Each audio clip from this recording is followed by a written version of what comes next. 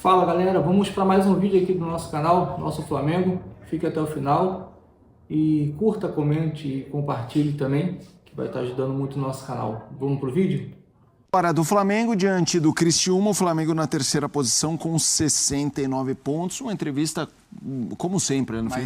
Mais uma, muito boa, com conteúdo de vários assuntos. A história do Gabigol, se encaminhando para uma despedida, a saideira, a última rodada nesse fim de semana. E uma coisa que eu acho importante, que é a história de jogar para vencer, uma vez que, se o Criciúma ganhasse, passaria o Fluminense. Gente, eu aprendi a entregar tudo num jogo. Eu queria que você falasse um pouquinho. E olha, olhando o começo do jogo, o Flamengo tinha muitos problemas, né? Era praticamente um time reserva, um time bem misto do Flamengo, com mais reservas que titulares. O Flamengo tinha muitos problemas para o jogo. E o Criciúma, até o Flamengo fazer 1-0 com o Varela, o Criciúma era melhor em campo. Finalizava bem mais, tomava a iniciativa do jogo. De fato, mostrava que para ele, Criciúma, o jogo era mais importante do que para o Flamengo. Mas aí, uma jogada belíssima do Bruno Henrique para o Ayrton Lucas, um tapa de Gerson que o Bruno Henrique deu para o Ayrton Lucas, e o gol do Varela. A partir daí, o Flamengo toma conta do jogo, o Criciúma sente a pancada em mais um jogo em casa, perdendo a oportunidade e vendo o rebaixamento cada vez mais provável, né, a volta à Série B. O Criciúma sentiu o baque, o Flamengo se impôs em campo, venceu o jogo com autoridade. E o Flamengo termina a temporada e eu digo só ganhando a Copa do Brasil, porque não só foi o único troféu que ele venceu, mas eu desconsidero o Carioca nessa conversa, tá? Sobre o peso do ano do Flamengo. O Carioca não diz se o ano foi bom ou foi ruim do Flamengo.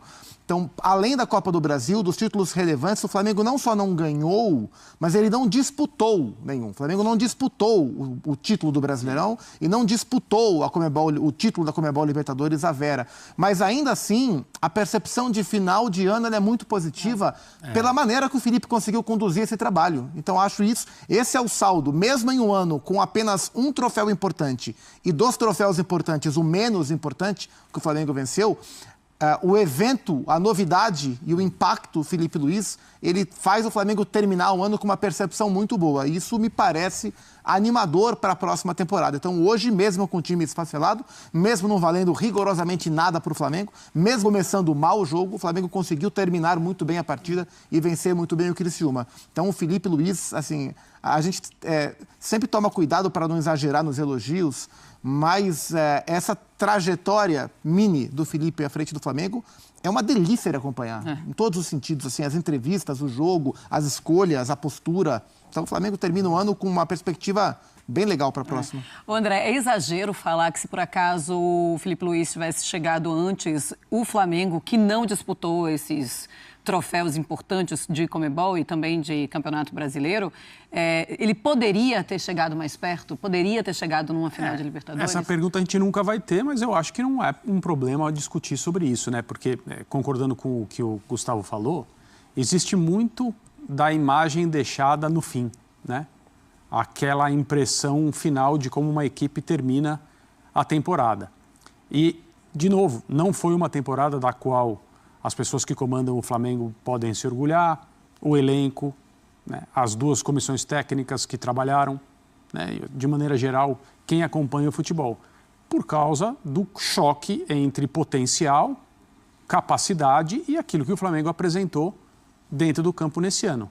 Mas a forma como a temporada termina, não só porque o Flamengo venceu a Copa do Brasil, teve esse troféu, né, para se agarrar nesse 2024 de irregularidades e de uma certa frustração, o que hoje a gente enxerga do Flamengo em campo, pensando que essa comissão técnica do Felipe Luiz vai continuar, independentemente de qual seja o resultado das eleições, acho muito difícil alguém, por mais que as posturas sejam diferentes e as bravatas em período eleitoral em clube, eu vou fazer isso, eu vou fazer aquilo, esse vem comigo, esse não tá, esse eu quero, esse eu não quero.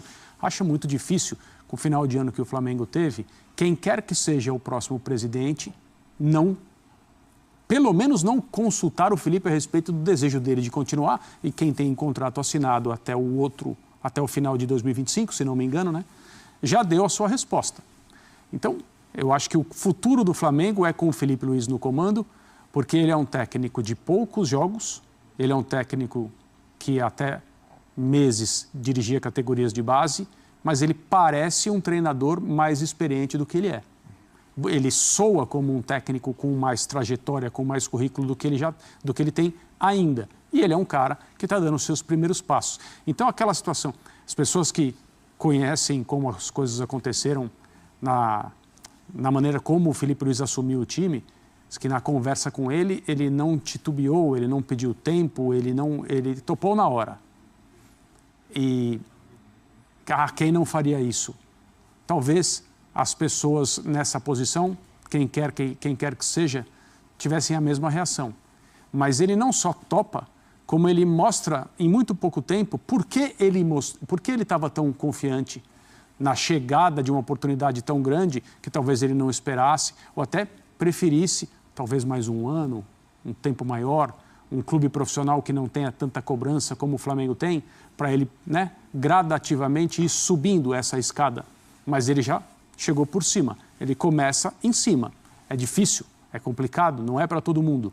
Muitos têm que dar um passo atrás, às vezes mais. No caso dele, até agora, ele demonstra um conforto nessa posição que é de extrema pressão o tempo todo, muito grande.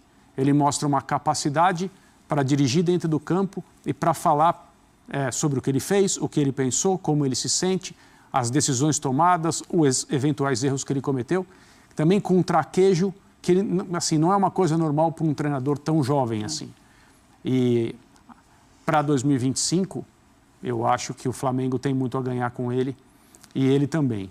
A maneira como o Flamengo terminou o ano, vai terminar o ano jogando, principalmente se defendendo, momento sem a bola, tentar recuperá-la. Hoje o Flamengo teve de novo 62%, 63% de posse, estava checando aqui. É um time que tende a ser muito melhor do que a gente já viu com o próprio Filipe Luís na temporada do ano que vem.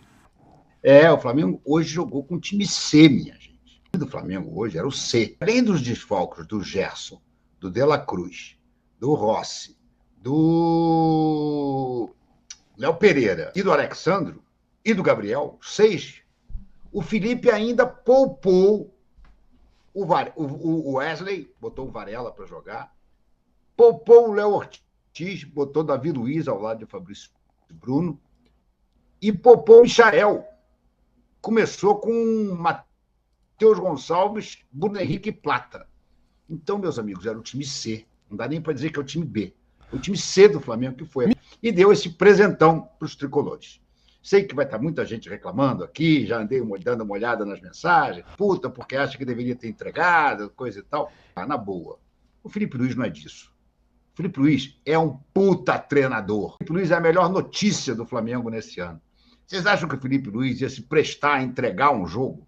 No início da carreira dele, botar uma mancha dessa? Não, nem pensar. Fez bem, escalou o time, cobrou muito e cobrou forte.